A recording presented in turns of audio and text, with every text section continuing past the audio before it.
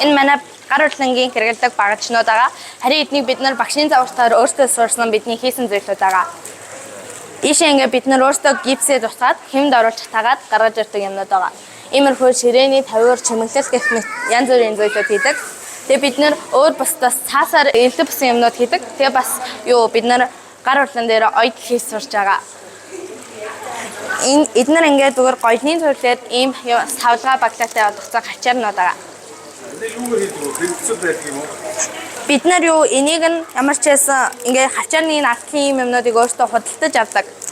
Тэгээ ингээд энэ эдрийг өөртөө нэхэс байдаг эсвэл зүгээр жирийн худалдаж авах үе бас байдаг. Тэгээ энийг бид нар ингээд халуун цавгаар ингээд наадаг. Тэгээ бид нар өөртөө дугуйландаа суралцдаг учраас бид нар дугуйландаа халуун цавыг хэрэглэж сурсан байгаа. Бас ямар нэгэн элдв бусан юм бид нар ийм зүйлт хийх маягаар ийм байх ашиглаж сурсан байгаа.